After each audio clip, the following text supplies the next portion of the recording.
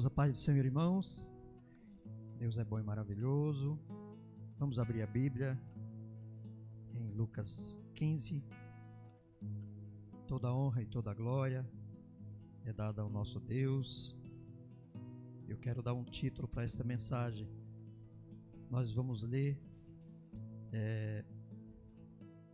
a partir do verso 25 até o 32. São 8 versículos. E o tema dessa mensagem não é sobre o filho, é sobre o pai. Nós vamos ver no decorrer do tempo sobre este capítulo, que fala mais sobre o pai do que sobre qualquer outra coisa. Todos encontraram? Louvado seja o nome do Senhor. Diz assim o verso 25 do capítulo 15 de Lucas. Entrementes o filho mais velho estava no campo, quando foi se aproximando da casa do pai, ouviu o som da música e das danças. Então chamou um dos servos e indagou-lhe sobre o que estava acontecendo. Este informou: teu irmão regressou e teu pai mandou matar um novilho gordo, porque o recebeu de volta são e salvo. Mas o filho mais velho encheu-se de ira e negou-se a entrar. Então o pai saiu e insistiu com ele. Porém, ele replicou ao pai: há tantos anos tenho trabalhado como um escravo para ti, sem nunca ter desobedecido a uma só ordem tua. Contudo, tu nunca me ofereceste nem ao menos um cabrito, para que pudesse festejar com meus amigos. No entanto, chegando em casa, este teu filho, que por fora os teus bens, que pôs fora os teus bens com prostitutas, tu ordenaste matar o novilho gordo para ele. Então lhe arrazoou o pai: meu filho, tu sempre estás comigo. Tudo o que possuo é igualmente teu. Porém, não tínhamos que celebrar muito a volta deste teu irmão e regozijar-nos, porque ele estava morto e reviveu, estava sem esperança e foi salvo. Louvado seja o nome do Senhor. Podeis sentar. Deus nos abençoa, Senhor, com a tua palavra, e venha, Deus amado e santo, aleluia, falar de profundo no coração de cada um de nós, Senhor, para que o teu nome venha ser louvado e glorificado. Louvado seja o nome do Senhor. Essa parábola tem como o título de A Parábola do Filho Pródigo.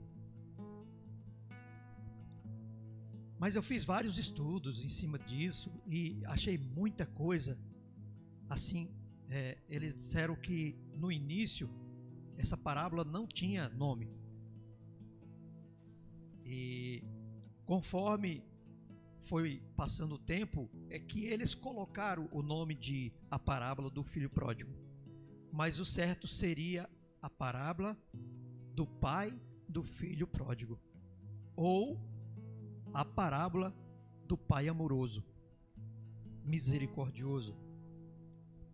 Se você ver bem essa parábola, ela é uma continuação das parábolas atrás, do verso 15.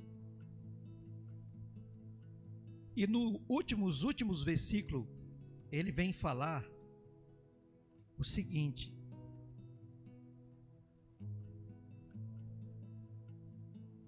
deixa eu ver aqui o verso 32, 31 e 32. Então lhe arrazoou o pai: meu filho, tu sempre estás comigo, tudo o que possuo é igualmente teu. Porém, não tínhamos que celebrar muito a volta deste teu irmão e regozijarmos, porque ele estava morto e reviveu, estava sem esperança e foi salvo? Se você prestar atenção, o capítulo 15, os 2 primeiros versículos, ele começa a falar assim que aconteceu que todos os pecadores e publicanos, eles vieram até Jesus. Eles vieram até Jesus para ouvi-los. E aí, depois os fariseus começam a murmurar, dizendo que ele festeja e ele come com os pecadores. Só então no 3º versículo é que entra a parábola, né? Jesus fala assim: foi então que Jesus lhes propôs a seguinte parábola: qual dentre vós é o homem que, tendo 100 ovelhas e uma se perde, não deixa no deserto as 99 e vai atrás daquela? Então essa parábola, você vê que todas elas falam do amor e da misericórdia de Deus para com aquele que se perdeu. Diz que o filho mais novo, ele pega e ele vai lá ao pai e fala assim: pai, ó, me dá a parte da herança que me pertence. E lá para aquele lado, lá onde eles viviam naquela época, era de grande indignação se o filho viesse antes da morte e exigir a herança. Hoje em dia, por lei aqui no Ocidente, se você for lá e pedir, por lei, você consegue. Mas lá, né, no Ocidente, no Oriente Médio, lá por onde eles viviam, principalmente lá os muçulmanos, se você pede, se alguém vai lá e pede ao pai a herança, é como se dissesse: pai, morre logo, que eu quero tomar posse do que é teu. Então eles não aceitavam isso de forma nenhuma. Até hoje, nos dias de hoje, para lá, eles falam que é mentira, que essa parábola, que eles não aceitam essa parábola. E aquele jovem chega até o pai e pergunta e pede para ele, e o pai, sem reclamar, sem cerimônia, ele vai lá e divide entre eles. Foi 1/3 para o filho mais novo e 2/3 para o primogênito, o filho mais velho. Ou seja, o pai já não ficou com nada, ele já estava ali de favor. O filho mais velho era por lei o filho mais velho ter 2/3 de tudo aquilo. Se por acaso tivesse 10 filhos, era por lei o mais velho, o primogênito, ter 2/3 e 1/3 partir, separar lá para os outros irmãos. Então aquele filho mais velho, ele ficou em casa, ele ficou com 2/3 de tudo que tinha. E diz a palavra que aquele jovem mais novo, poucos dias depois, ele pega tudo aquilo que tinha direito e vai embora para uma terra longe, distante, onde ninguém conhecia ele, onde ele não devesse satisfação para ninguém, onde ele pudesse chegar, pastor, e ninguém dizer: eu te conheço, você é lá da JCV, eu te conheço, você é da Igreja Jesus Cristo Vive. Não, ele vai para longe, para bem distante, onde ninguém pudesse acusá-lo, onde ninguém pudesse conhecê-lo. Ele ficar à vontade e viver dissolutamente a vida que ele bem entendia, bem queria. Mas tudo era um propósito de Deus. Isso era uma parábola contada por Jesus. E aí o que acontece? Surge onde ele está uma grande fome, bem quando ele já tinha gastado tudo que tinha. E aí ele vai até um dos senhores daquela terra, pedir emprego, e ele fala assim: vai lá para os campos, os meus campos, apacentar porcos. Ele era judeu. Seria a maior desonra para um judeu era cuidar de porco.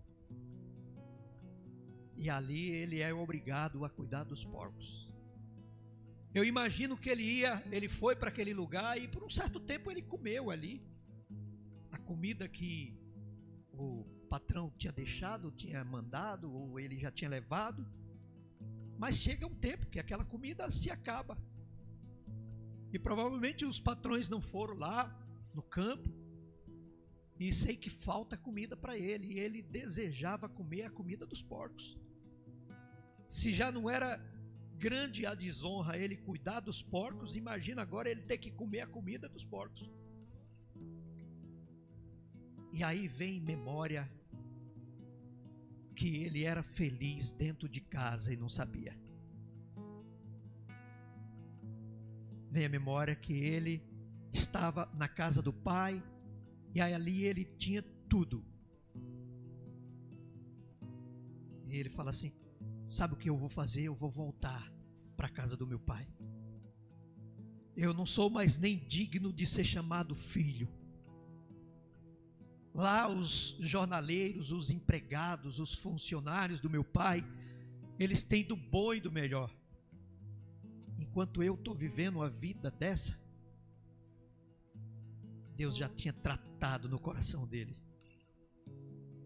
Deus levou ele para o deserto para tratar no seu coração. Às vezes você está passando pelo deserto e não sabe por quê. Às vezes Deus tem um projeto na sua vida. Às vezes Deus Ele quer nos lapidar, cair essa capa de orgulho e fazer de nós humildes. Muitas das vezes nós não estamos preparados a pegar os bens do Pai, sabe? Eu costumo pregar, ministrar isso aqui, que sabe por que muitas das vezes a bênção não chega na nossa vida? Porque nós não estamos preparados para receber a bênção. Aquele jovem, ele não estava preparado para pegar aquilo que pertencia a ele. Ele não estava preparado. Mas o pai sábio, ele divide tudo aquilo e deixa ele ir. Porque o pai, ele sabia. Quando aquele jovem volta humilhado, decepcionado e transformado, de longe o pai avista ele, e ele corre ao encontro daquele filho amado, que tanto ele esperava. Eu imagino aquele pai, todo dia na varanda, ali da sua casa, olhava para a estrada, para ver se o filho estava voltando, para ver se o filho tinha saudade. O pai todos os dias ele olhava, e assim é Deus.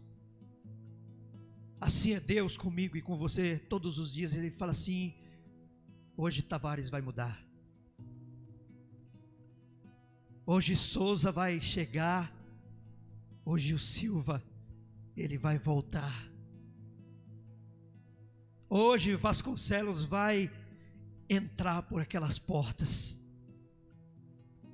Hoje o Batista está preparado para ouvir uma palavra. Assim é Deus. E aquele homem ficava todos os dias olhando. Eu imagino isso. Eu imagino, ele olhava assim ao longo da estrada onde a vista dele alcançava, esperando um pontinho vindo e nada. Mas ele não perdia a esperança.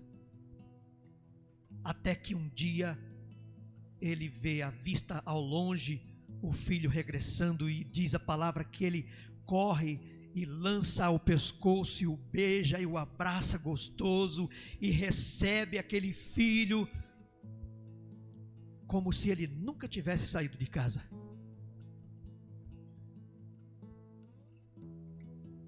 E aí ele, era de costume, aquele povo naquela época, pastor, preparar a melhor túnica, sabe, a melhor veste, a melhor roupa para uma ocasião especial. Você lembra que Jacó, ele tinha um filho chamado José, que ele mais amava, e ele prepara uma túnica de várias cores e dá para ele, porque José era especial. Eles preparavam a melhor túnica, a melhor roupa, a melhor veste para uma ocasião especial. E aí ele fala assim para os seus servos: vai lá e pega aquela veste, a especial, e veste do meu filho, porque ele regressou, ele voltou. Aleluia, ele pecou, mas ele está arrependido. E ele volta e eles vão lá e pega aquela túnica. Aí fala assim: pega o anel e põe no dedo dele. Você sabe o que quer dizer isso? Colocar o anel no dedo? José, o rei pega e coloca o anel no dedo dele e coloca ele governador sobre todo o Egito. Abaixo do rei só era José. Que pai é esse, pastor? Que amor é esse? Que o filho faz o que faz, e quando ele volta, ele ainda coloca ele num cargo acima. É como se ele dissesse assim: você agora será o gerente da nossa fazenda. Está aqui o anel. Esse anel é te colocando acima do cargo. Vai lá e pega o anel e coloca no dedo dele. Vai lá e pega o melhor chinelo e põe nos pés dele. E ali faz um banquete especial. Muita festa, muita dança, muita comida, porque se tem festa tem comida, né, pastor? Se tem festa tem comida. Tanto é que eles mataram o bezerro gordo, o bezerro cevado. E diz a palavra aqui a partir do verso 25 que o irmão dele, o mais velho, que tinha ficado em casa, ele volta do campo, do seu trabalho, provavelmente suado, cansado, e ele ouve um balaúdo de som, de música, ele ouve um barulho de dança, e ele vai lá e pergunta para um dos funcionários o que está acontecendo. Você não sabe? O seu irmão voltou. E sabe o que o teu pai fez? Ele matou o bezerro gordo e pegou o anel lá e colocou no dedo dele, e vestiu ele com a melhor roupa, e calçou ele com o melhor chinelo. Ei, Hildo, não vai lá naquela igreja não, que ela é assim, assim, assim, assim. Aquele pastor não está com nada. Aquele Ednilson, velho, que mensagem é aquela? Às vezes tem muitos, sabe, fariseu, muitos escribas preparados só para te defamar.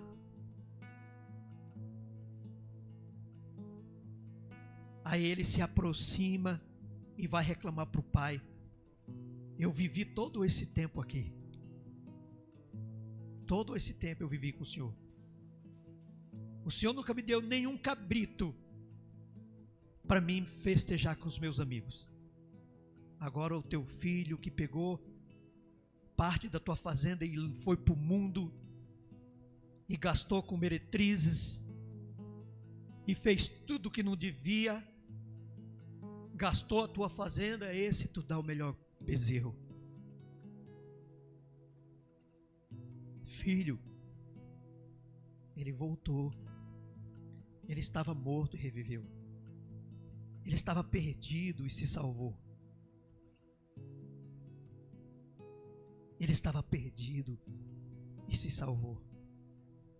Ei, o Ednilson, o homem, ele te vê, ele te reconhece pelo que você faz. Mas o Pai não. O Pai, ele te reconhece por quem você é. O Pai, ele te reconhece pelo filho que você é. O Pai, ele tem um amor incondicional. Independente do que você fez ou do que você vai fazer, ele te ama, ele te reconhece como filho. Não importa se você falhou, se você pecou, você é filho. Não importa se você fez uma faculdade maravilhosa e os outros reconhecem você.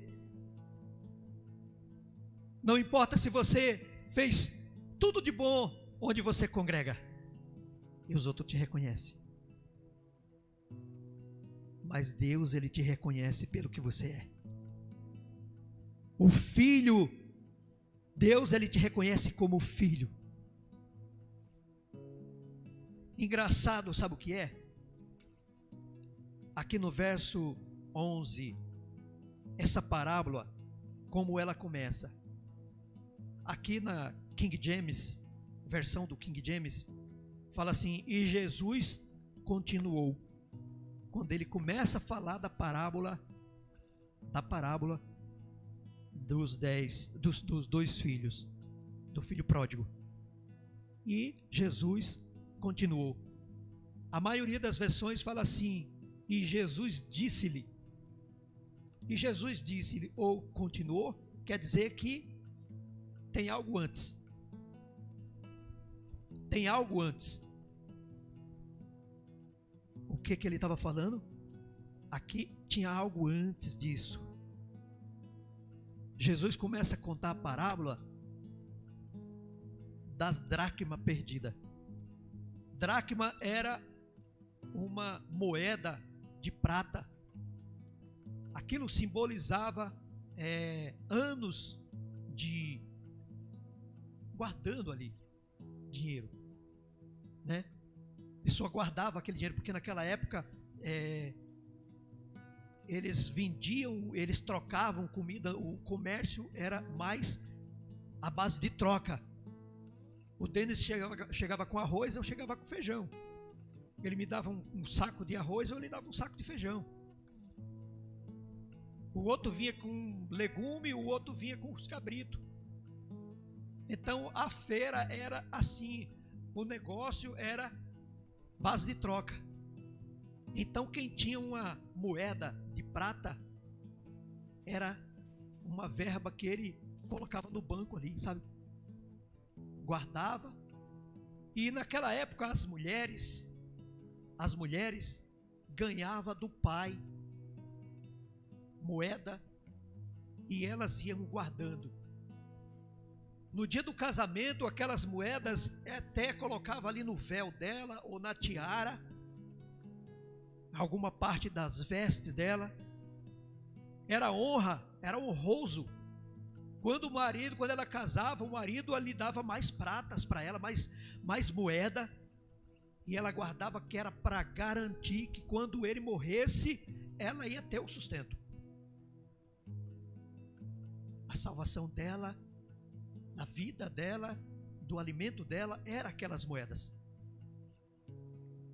E diz aqui a palavra que ela tinha 10 moedas, 10 dracmas, e ali ela perde uma.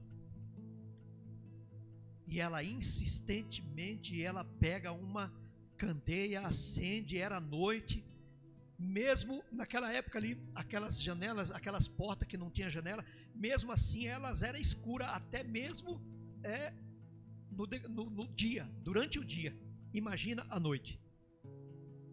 Diz que ela ali acende a candeia, e ela começa a procurar, e ela procura e nada, ela insiste até que ela encontra lá no meio da poeira, nos cantos, aquela moeda. E ela chama suas amigas e se alegra porque encontrou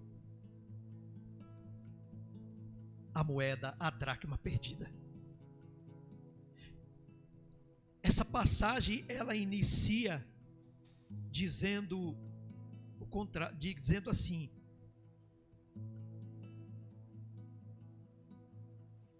deixa eu ver se eu encontro verso 8, a parábola da moeda perdida. Ou ainda, quer dizer, tem algo antes. Ou ainda, antes Jesus também falava sobre a ovelha perdida. E quando ele começa a falar da ovelha, quando ele começa a falar da ovelha perdida, no verso 3, foi então que Jesus lhe propôs. Então ainda tinha algo antes.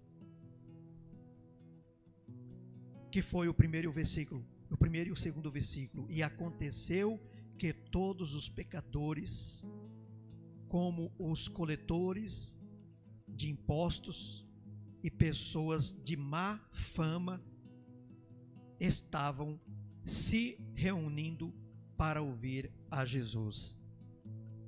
Não importa o pecado, querido. Não importa o pecado. O que Deus ama é o pecador, não o seu pecado.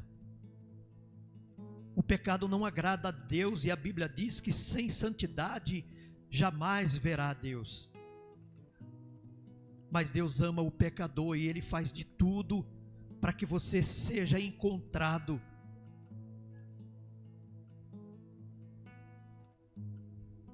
Os fariseus começam a reclamar, murmurar, porque ele gostava de estar com os pecadores, ele comia com os pecadores.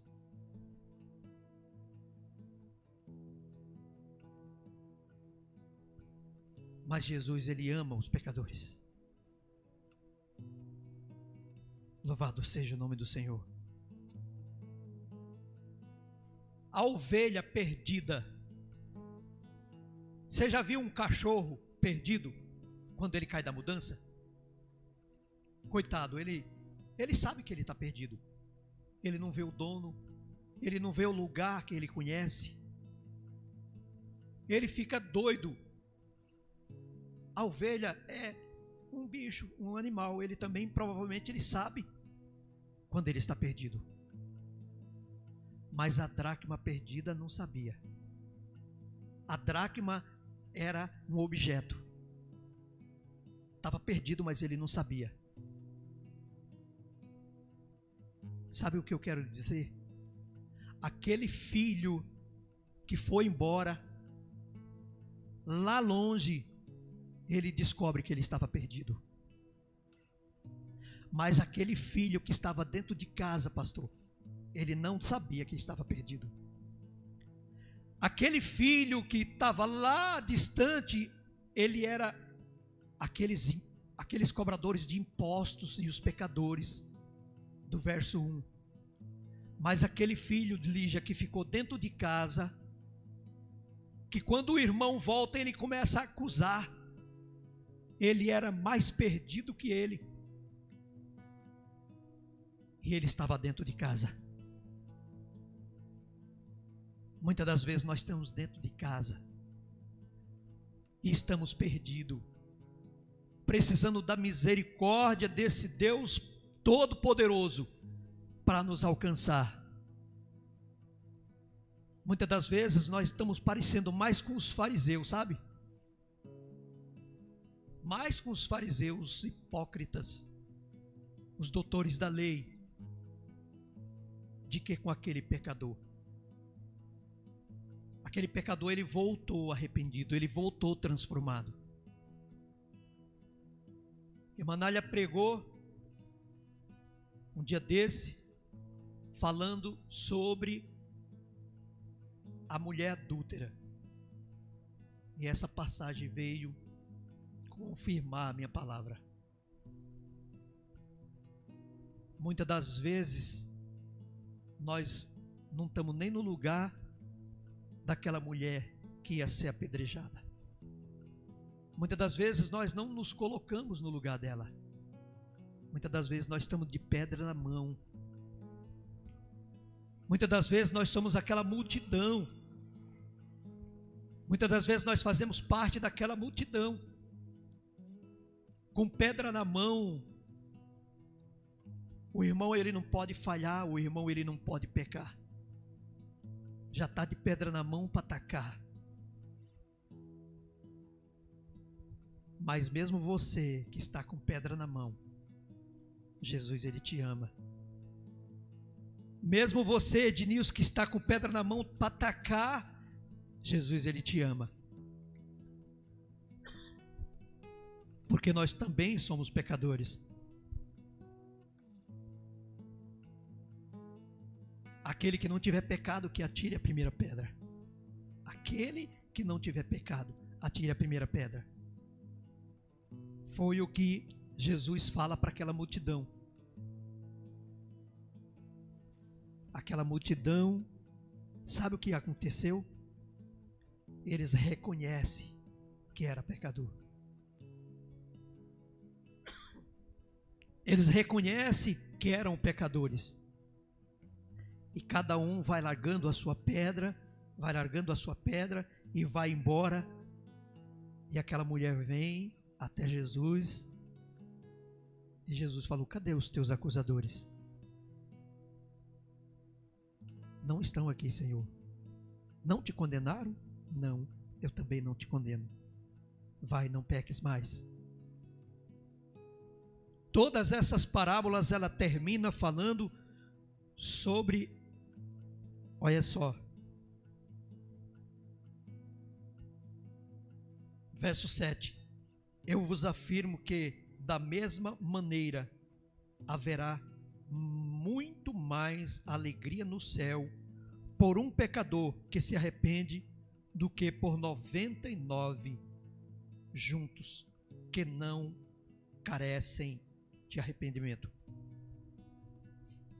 Aquelas 99 ovelhas que estavam ali no rebanho, que estava junta, estava em casa já, estava protegida, não precisava mais da ajuda do pastor, não precisava, já estava no aprisco, alimentada, tinha tomado água, não precisava mais. Ele vai atrás de quem precisava.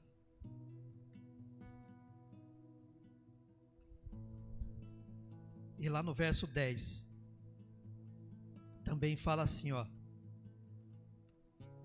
eu vos asseguro que de igual modo há grande júbilo na presença dos amigos, dos anjos de Deus, por um pecador que se arrepende.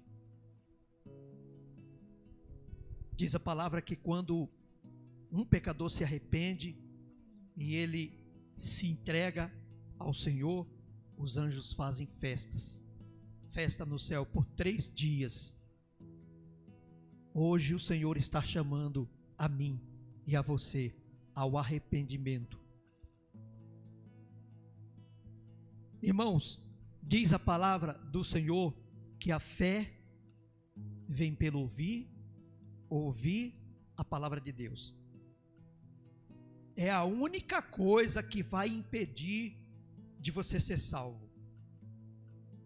É a única coisa que vai impedir de nós sermos salvos, é a falta de fé. Não é pelo que eu fiz ou deixei de fazer. Diz a palavra que se nós tivermos fé, recebemos a graça de Jesus, nós ganhamos através da fé. Então, se você tiver fé, é isso que nós precisamos para que nós podemos ser salvos. Nada mais além disso.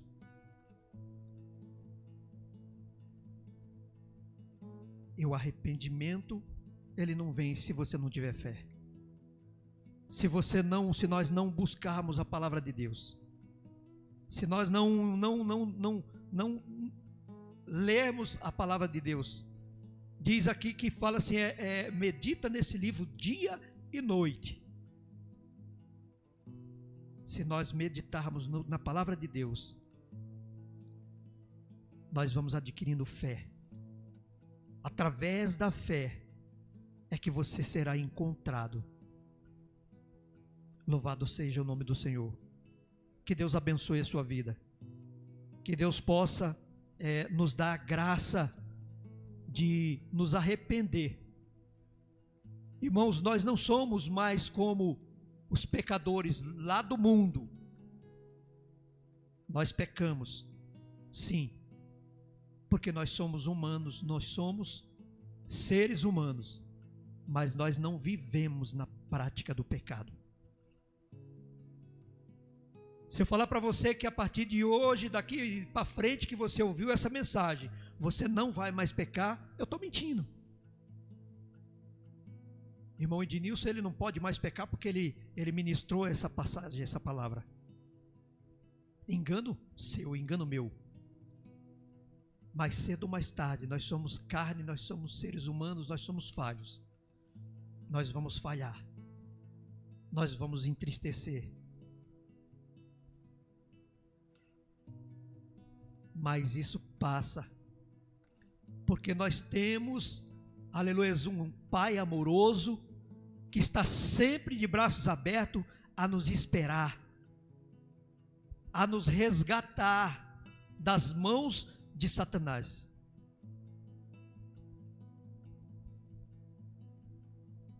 E a cada dia a gente tem saudade do Pai. A cada dia a gente tem saudade da casa do Pai. Você aí que já ficou uma semana, por um motivo ou outro, sem vir na igreja, sem ouvir uma palavra, você fica com aquela saudade, aquela vontade, porque está no seu DNA ser adorador. E aí dá aquela vontade, aquela saudade de ir para a casa do Pai, ouvir, sabe, ter um encontro com Ele. Mesmo que você venha falhar, mesmo que você venha pecar de novo, mas o que está dentro de você é muito mais forte. A vontade, o desejo de voltar para a casa do Pai, mudado, transformado, é muito mais forte. E você está ali de novo na casa do Pai. Mesmo que amanhã você venha falhar de novo, mas o desejo de você estar na casa do Pai é muito grande. E você vai se arrepender da sua escolha. Vai se arrepender de ter pedido a herança do Pai antes dele morrer. E vai voltar, e o Pai vai estar de braços abertos, e vai festejar com os anjos por causa do seu regresso, da sua volta.